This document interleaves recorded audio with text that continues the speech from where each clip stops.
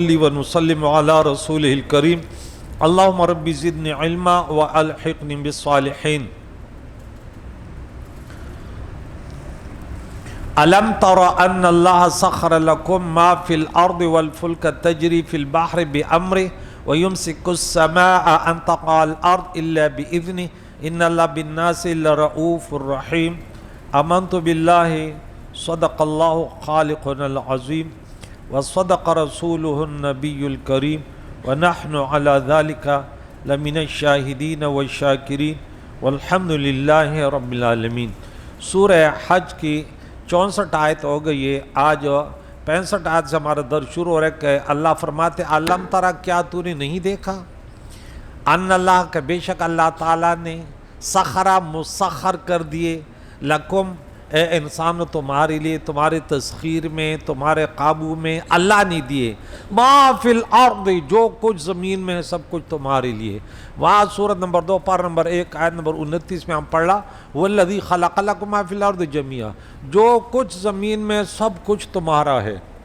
اس پہ اعتراض ہوتا ہے کہ سام بچھو والا یہ تو ہمارے لیے نہیں ہے۔ انسان بول سکتا ہے نا بھئی یہ تو ہمیں نقصان دیتے ہیں، لیکن آج سائنس نے ترقی کی تو پتہ چلا کہ یہ زہریلے جانور یا وغیرہ حشرات الارض نہ ہوتے تو انسان کی زندگی محال ہوتی ہے۔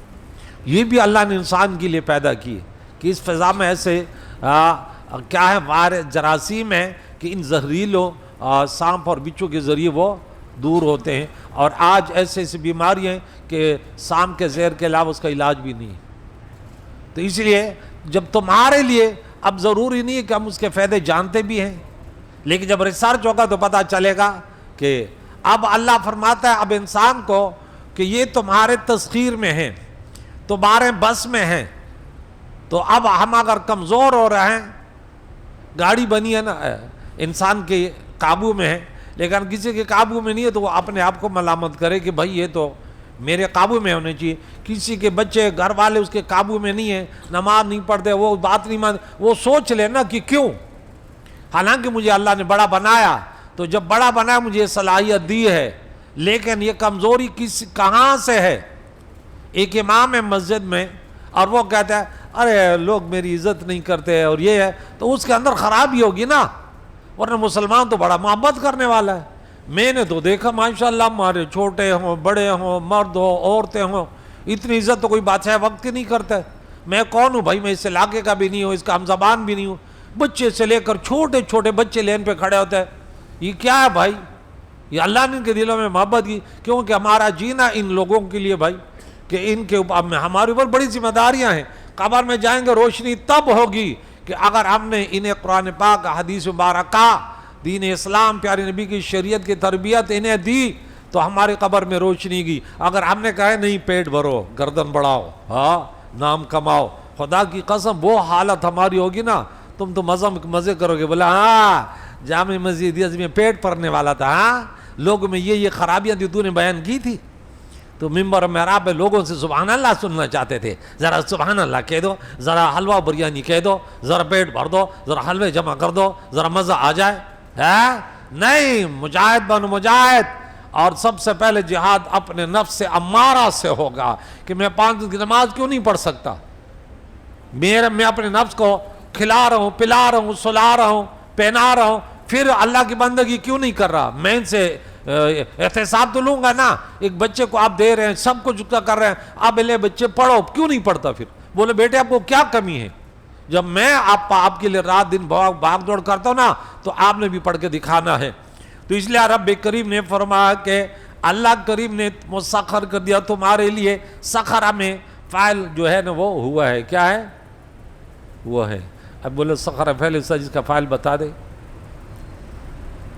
جو زمین میں والفلک، اور کشتی کو بھی مسخر کیا، یہ عطف ہے سخرہ پر۔ کشتی سمندر میں چلتی ہے نا، یہ اب آپ بولتے کہ ہم بڑے بہادر، یہ نہیں، اللہ نے ہمارے تابع کی ہے، اللہ تعالی نے ہمارے قابو میں کی ہے، ورنہ اللہ چاہے وہ ٹینٹانک تھی، کون سی کشتی تھی، ان کو بڑا ناز تھا نا کہ یہ نہیں ڈوبے گی، اللہ تعالی نے فرمایا یہ منظر میں تمہیں دکھاتا ہوں، اور ایسے غرق ہوئی کہ آج تک دنیا حیران ہے۔ تو اللہ فرماتے یہ کشتی تمہارے قابو میں دیے، تجری چل دیے فی البحر سمندر میں بھی امر، یہ بھی اللہ کے حکم سے، وَيُمْسِكُ السَّمَاءَ أَن تَقَعَ عَلَى الْأَرْضِ إِلَّا بِإِذْنِهِ، اللہ کریم نے روکا ہوا آسمان کو کہ وہ کہیں زمین پر گر نہ جائے، ان تقع لا تقع علی الارض، کہ وہ زمین پر گر نہ پڑے مگر اللہ کے حکم سے، بے شک اللہ تعالیٰ لرؤوف الرحیم، لوگوں پر بہت زیادہ کیا ہے، رحم فرمانے والا مہربان ہے۔ یہاں اللہ کریم فرماتا ہے کہ اللہ تعالیٰ نے اپنے احسانات کا ذکر فرمانا شروع کیا کہ انسانوں میرے ساتھ کسی اور کو کیوں پوجتے ہو، میرے مقابلے میں کسی اور کے سامنے کیوں جھکتے ہو۔ انسان اللہ تعالیٰ نے قرآن میں بہت جگہ پہ، خاص کر بنی اسرائیل جب نافرمان ہوئے نا، یا بنی اسرائیل اذکروا نعمتی اللتی، اسی طرح مسلمانوں کو فرمایا کہ میری نعمتوں کو، جتنی نعمتیں تمہیں ہیں، دو جگہ ہم نے سورہ ابراہیم میں آیت نمبر 35 غالباً، اور سورہ نحل میں آیت نمبر 18 میں، وَإِن تَعُدُّوا نِعْمَتَ اللَّهِ لَا تُحْصُوهَا، اگر تم اللہ کے نعمتوں کا شکر تو دور کی بات ہے، صرف گنتے رہو گے تو گن بھی نہیں کرو۔ اور پھر 53 نمبر آیت سورہ نحل میں غالباً وَمَا بِكُم مِّن نِّعْمَةٍ فَمِنَ اللَّهِ، یہ بھی بتا دیا کہ دیکھ آپ کے پاس جتنے نعمتیں ہیں نا، یہ صرف اللہ کی طرف سے، یاد رکھو، وسیلہ کوئی بھی ہو، سبب کوئی بھی ہو، لیکن حقیقت میں دینے والا کون ہے؟ ہاں، تو فرمایا اگر تم شکر کرو گے تو مزید بڑھا کے دوں گا۔ ہاں، اللہ تعالیٰ شکر ادا کرنے کی توفیق عطا فرمائے۔ تو جو اس نے اپنے بندوں پر فرمایا ان نعمتوں کا ذکر، احسانات کا ذکر فرمایا، چنانچہ آج کے اس حصے میں ارشاد فرمایا جو کچھ زمین میں ہے، ہاں، اسے اللہ تعالیٰ نے تمہارے قابو میں کر دیا۔ ہاں، تو شیر بھی ہمارے قابو میں نہیں ہے نا، نہیں۔ اگر انسان کون تھے، سعید بن جبیر رضی اللہ تعالیٰ عنہ، ایک اور ہیں کہ وہ جنگل و بیابان سے گزر رہا ہے تو شیر پیچھے سے آیا، تو اس نے بولا میں رسول اللہ کا غلام ہوں۔ شیر نے دم ہلانا شروع کر دیا اور وہ اس کی حفاظت کرتے کرتے جا کے اپنے قافلے سے ملایا۔ حضرت سفینہ رضی اللہ تعالیٰ عنہ سعید بن جبیر کو پکڑ کے، حجاج بن یوسف ظالم کے تارندے ان کو پکڑ کے لے جا رہے، جنگل میں سے گزر رہے تھے، انہوں نے بولا یہاں آرام کرتے، وہ باہر نکل کے نماز پڑھی، اتنے میں بولا شیر آیا، تاریخی واقعات ہے، وہ ڈر گئے یہ تو اس کو کھا لے گا۔ وہ شیر آ کے اس کی حفاظت کر رہے کہ من کان للہ کان اللہ لہ۔ تو جنگل کے شیر میں بھی ہم یہ طاقت نہیں ہے کہ ہمیں کچھ کہہ سکے، لیکن اگر ہم اس زمین کے خلافت ہمارے سپرد ہے، ہم اس زمین کے نظام کو چلانے والے ہیں، ہم اللہ کے صحیح بندگی کریں گے، سب ہمارے تابع ہیں۔ لیکن اگر ہم باغی ہوں گے تو پھر ہماری وہ حالت ہوگی کہ دنیا تماشا دیکھے گی۔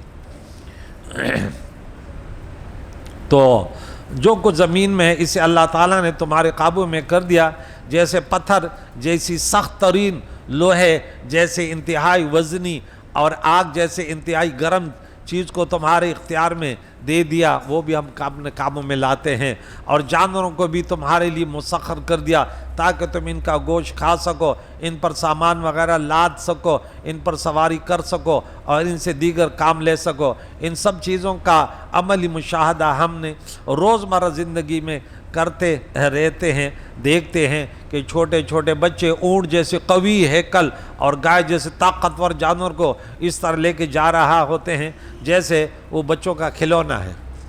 تو یہ اللہ نے قابو میں دے دیا نا۔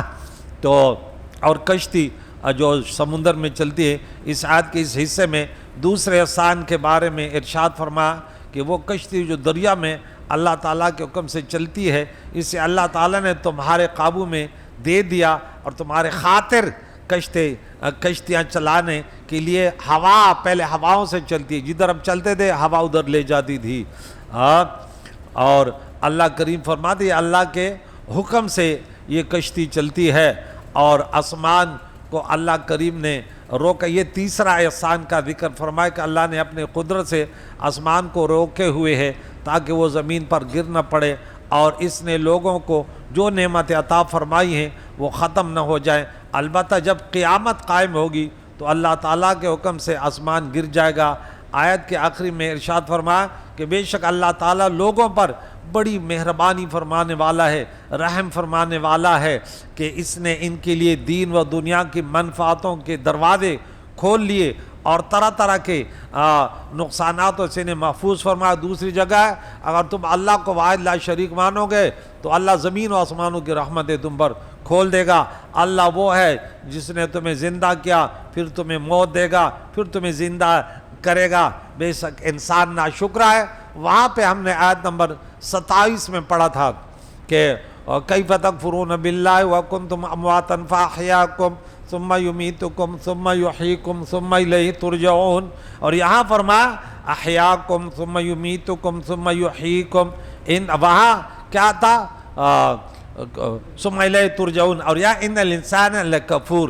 تو ارشاد فرمایا کہ تمہارا معبود وہی ہے جس نے تمہارے ماؤں کے رحموں میں بے جان نطفے سے پیدا فرما کر تمہیں زندگی بخشی، پھر تمہاری عمریں پوری ہونے پر وہ تمہیں موت دے گا، پھر قیامت کے دن ثواب اور عذاب کے لیے تمہیں دوبارہ زندہ فرمائے گا۔ بے شک انسان بڑا ناشکرا ہے، اللہ تعالیٰ کی اتنی نعمتوں کے باوجود اس کی عبادت سے منہ پھیرتا ہے اور بے جان مخلوق کی پوجا کرتا ہے۔ یہاں آیت میں بڑی ناشکر انسان سے کیا مراد ہے؟ نافرمان۔ البتہ عمومی طور پر تمام انسان اس کے لپیٹ میں ہیں، بہت کم انسان ہیں جو اللہ کے شکر گزار ہیں۔ شکر کس کو کہتے ہیں؟ کہ اللہ کی نافرمانی بھی نہ کریں۔ یہ بھی ہے کہ آپ نافرمانی کر رہے ہیں، آپ اللہ کا دین نہیں سیکھ رہے، اپنے اولاد کو تربیت نہیں دے رہے ہیں۔ ناشکری کی بہت ہزاروں قسمیں ہیں۔ اچھا، تو عظمت اور شان عطا فرمائی انسان کو کہ پہلے اس جمادات کے عالم سے نباتات کے عالم کے طرف انسان کو منتقل کیا، پھر اس سے جانداروں کے عالم کے طرف منتقل کیا۔ انسان جاندار ہے نہیں ہے؟ ہے نا؟ حیوان ہے، حیوان۔ انسان ہے؟ بولے حیوان تو نہیں بولو عیسیٰ جی، حیوان ناطق ہے۔ پھر اسے بولنے اور کلام کرنے کی صلاحیت سے نوازا اور اسے ظاہری و معنوی نعمت عطا کی، اور تمام موجود چیزوں کو اس کے خادم بنا انسان کے لیے، کہ یہ سب چیزیں انسان مخدوم ہے اور کائنات اس کی خادم ہے، نورانی مخلوق۔ اس لیے ہر بندے پر لازم ہے کہ وہ اللہ تعالیٰ کی نعمتوں کو اس کی پسند اور رضا کے کاموں میں استعمال کرے، اس کے لطف و کرم اور بے پناہ انعامات کا شکر ادا کرے۔ آنکھ کو استعمال اللہ کی شکر میں کیا؟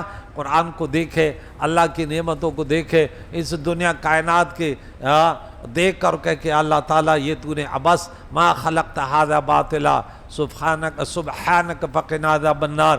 کانوں سے سب سے بڑی نعمت ہے کہ آپ قرآن سنیں، پیارے عقاد جان کے نعت خوانی سنیں۔ زبان کی سب سے بڑی نعمت کیا ہے؟ اس سے گالی گلوچ نہ دیں، قرآن پاک کی تلاوت کریں، ذکر اذکار کریں، اپنے پیارے نبی پر درود و سلام پڑھیں، اس سے اچھی اچھی باتیں کریں، امر بالمعروف کریں، نہی عن المنکر کریں۔ ان اعضاء سے جس کو ہم چلانا دنیا میں سب سے مشکل کام ہے، اپنے اس 6 فٹ یا 5.5 فٹ یا 5.25 یا 6.5 فٹ اس قد کو آپ اس کو چلانا سیکھیں کہ میں نے اس کو کیسا ہے۔ اس جسم کی ڈرائیونگ رات کو جب سوئیں تو پھر دیکھ لیا کریں کہ اس جسم نے میرے جس وجود نے، اس آنکھوں نے، ان کانوں، ان پاؤں، ان ہاتھوں نے کتنے میرے رب کے نافرمانی، میرے نبی کی پیاری پیاری سنتوں کی مخالفت کی۔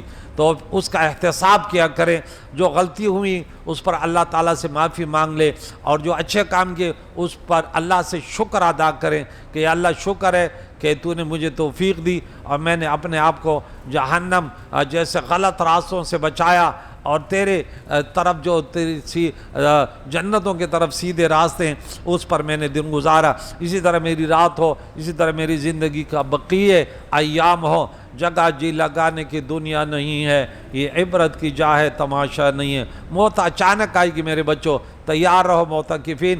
آج آپ لوگوں کے پاس بہت بڑی نعمت ہے کہ آپ اللہ کے گھر میں مہمان ہیں، تو خوشی سے آپ جو جتنی عبادات ہیں، سب سے پہلے نماز ہے، روزہ ہے، اس میں نوافل ہیں، ذکر اذکار ہے، تلاوت قرآن ہے، اور آپس میں اچھا سلوک ہو کہ انتظامیہ والے، مؤذن، خادم اب کی شکایت نہ کریں۔ آپ کا کردار ایسے ہو نا کہ بولے ماشاءاللہ اس سال تو معتکفینوں نے کوئی ایسی چیز نہ کھائیں کہ اس طرح کوئی کردار ادا نہ کریں جس سے نمازیوں کو یا محلے والوں کو یا انتظامیہ کو ہمیں اسے تکلیف ہو، کہ ہم کہیں کہ ماشاءاللہ اس سال تو معتکفین نے کیا بات کی۔ وہ دو کو دے کہ ایک اس سے میں بات کرتا ہوں، اب یہ جو ہے نا اس سال یہ بہت دور بیٹھتا ہے، اللہ تعالیٰ آپ لوگوں کو اجر عظیم عطا فرمائے۔ آپ لوگ جیسے قریب بیٹھتے ہیں کہ دور بیٹھنے والے بھی قریب آ جائیں، محبت کرنے والے قریب آتے ہیں۔ دنیا میں سب سے بڑی دولت کیا ہے؟ محبت کرنا۔ میرے نبی نے فرمایا تم جنت میں نہیں